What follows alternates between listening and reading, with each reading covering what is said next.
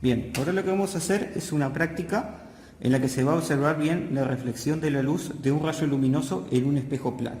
Para eso los materiales que vamos a necesitar, que se los voy a ir indicando, ¿tá? Va a ser esto, por ejemplo, un espejo plano. ¿Tá? Vamos a necesitar una fuente de luz, ¿tá? En este caso es una lamparilla de 12 volts, ¿sí? Con un cable de conexión. Este cable de conexión va a ir a este transformador, que lo que hace es transformar la potencia de 220 volts, que es la energía o la diferencia de potencial con la que sale la corriente de UTE, por ejemplo, que ustedes encuentran en cualquier enchufe, y la transforma a 12 volts, que es el voltaje que necesita la lamparilla. ¿Tá? ¿Qué pasa? Si yo conecto la lamparilla directamente a la corriente, esta lamparilla va a reventar. ¿Por qué? Porque el voltaje de los 220 volts es demasiado elevado. ¿Tá? Por eso necesito sí o sí este transformador.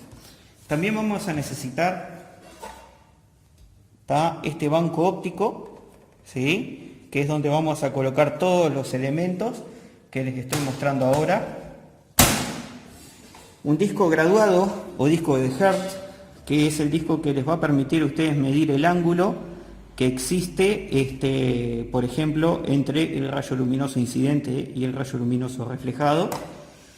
Una lente biconvexa, ¿tá?, que lo que va a hacer es centrar los rayos luminosos que provengan, ¿tá?, de esta fuente de luz. ¿Tá? Lo que va a hacer es agruparlos un poquito más, ¿sí? Esto oficia como la lupa que vieron en el video, ¿tá?, en el video anterior de la parte 1. Bien, soportes, ¿tá?, que los vamos a estar utilizando para colocar ya sea la fuente de luz, el disco, y también vamos a colocar el diafragma. ¿Tá? ¿Qué es lo que hace el diafragma? Pueden observar que es una lámina negra con una línea central, ¿tá?, con una abertura central, y esta abertura, ¿qué es lo que va a hacer? Va a dejar pasar solamente un rayo luminoso, ¿tá? Lo decimos entre comillas, en realidad un rayo luminoso, porque deja pasar todo el haz que tiene en esta endija, ¿no? Pero en realidad va a dejar pasar este rayo luminoso, y este rayo luminoso lo que va a hacer es chocar con el disco de Hertz y nos va a dar la imagen de cómo el rayo luminoso se refleja. El espejo lo vamos a colocar aquí en el centro, aquí en realidad, ¿sí? Entonces ahora vamos a proceder con armar el banco óptico.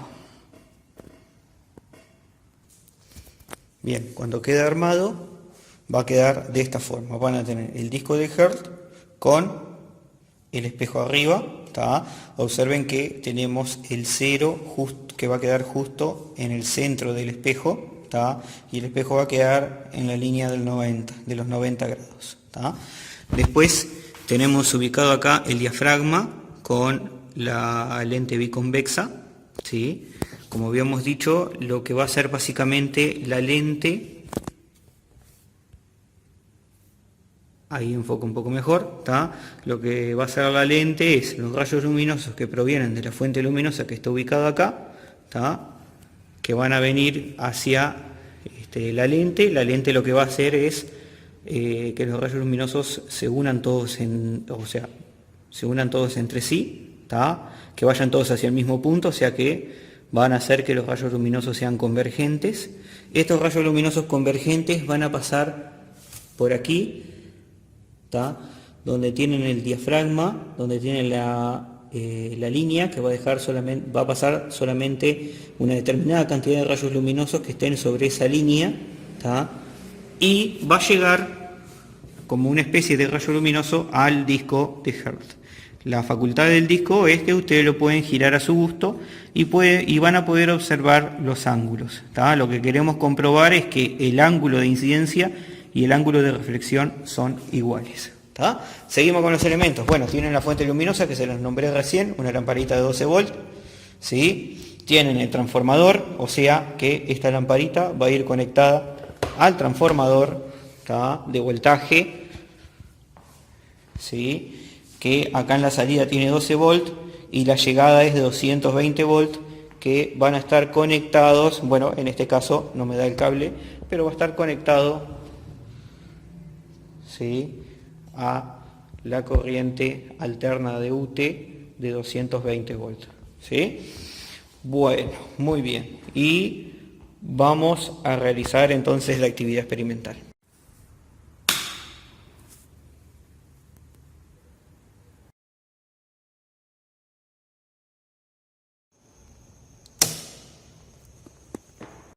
Bien, entonces aquí tenemos el sistema, ¿tá?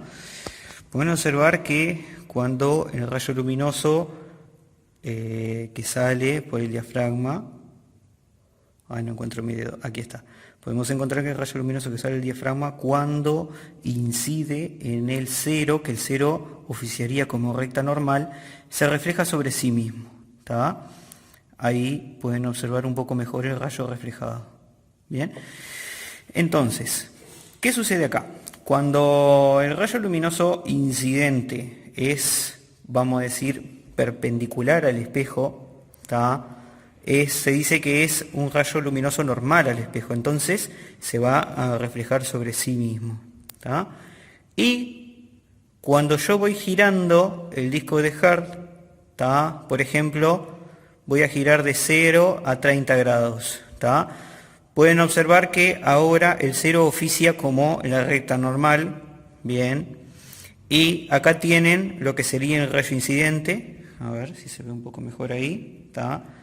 Ahí tienen el rayo incidente en el 30 y acá tienen el rayo reflejado, ¿sí? De arriba capaz que se ve un poco mejor, ¿tá? Rayo incidente en el 30 y rayo reflejado también en el 30. Entonces, ¿qué sucede en este caso? ¿Tá? Tienen el mismo ángulo de incidencia, que son 30 grados, y el mismo ángulo de reflexión, que también son 30 grados. ¿Tá?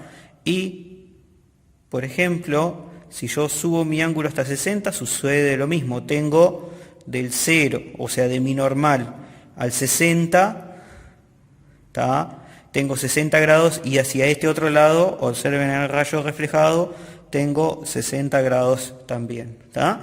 A eso se refiere el tema reflexión de la luz que estuvimos dando hasta el momento.